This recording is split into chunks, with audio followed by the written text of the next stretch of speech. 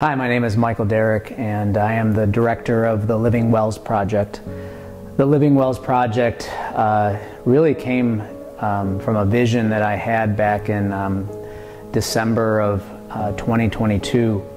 And that vision was to reach tribes, individuals, families.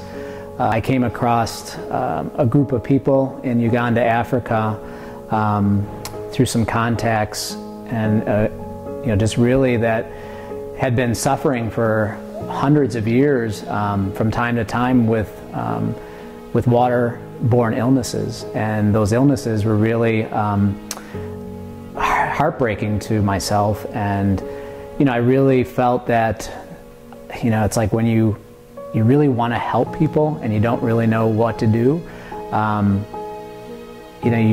You kind of like really press in and you try to figure out exactly how to do that. And so, I just heard about these situations and with these families and the suffering that they were going through from typhoid and other illnesses, that it really broke my heart, to see families just suffering so badly.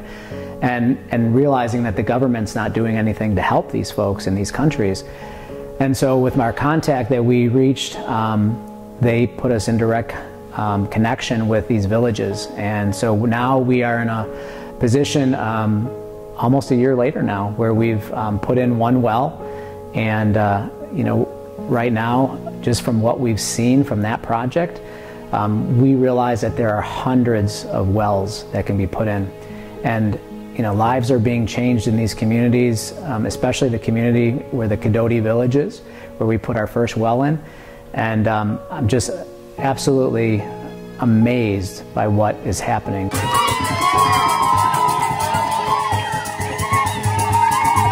Just got a report this week. I'll talk more about that, but just absolutely seeing lives change from a health perspective to just families coming together in unity, to like different opportunities that they're having to expand and grow their villages, and really all because of fresh water. I mean, something that you and I take for granted every single day.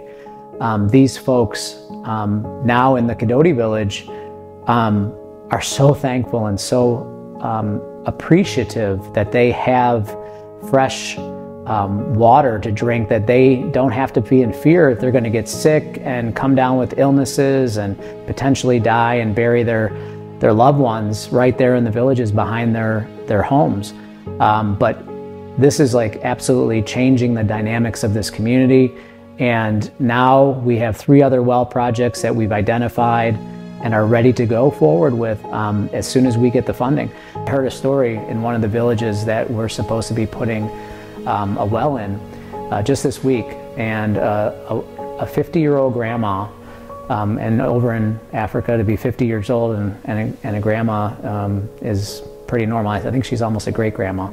But she was out getting some water for her grandkids, and there's a ditch where they're getting their water from now. It's just dirty water in that ditch, and she actually fell, and no one was with her. She was by herself. She was just getting the water, and she was there for a while until someone discovered her, and they helped her, got her out of there and took her to the hospital, and thankfully there was no injuries.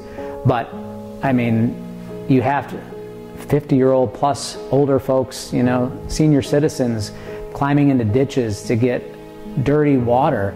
I mean, can you imagine if you and your family had to do that on a daily basis to survive?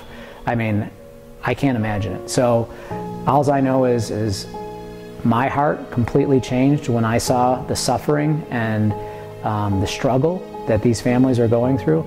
And when you're in a position to do something about it, you got to do something. And I thankfully was in a position to do that. But at this point, we've been able to put one well in, and I'm telling you, we can do hundreds of these wells.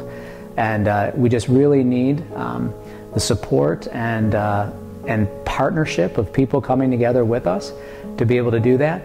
I mean, myself alone with our business, maybe we can do 1 or 2 a year, but I know like there are just so many more of these that we could get done if we as a community could come together and fund these projects. And, you know, I mean, you can come with us on these trips as we go on these missions to Africa to be able to tag along and see these people's lives change. I mean, to see the joy and just the mere fact that there's people out there that care about them. When their governments have forsaken them, when their governments don't care about them and they do nothing for them, and when people from, you know, thousands of miles away come and go there and meet them, and I mean, they're just the most simple, beautiful people, and they live on the most beautiful land, but they're being poisoned because the water that's above the land is toxic, you know, from the point of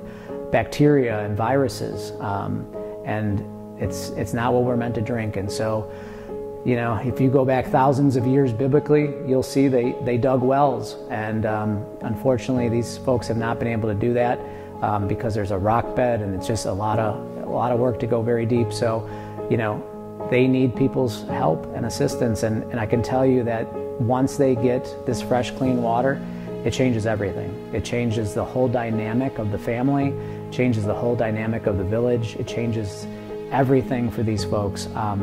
And you would not even, it's hard to even imagine that just water itself can be so life-changing.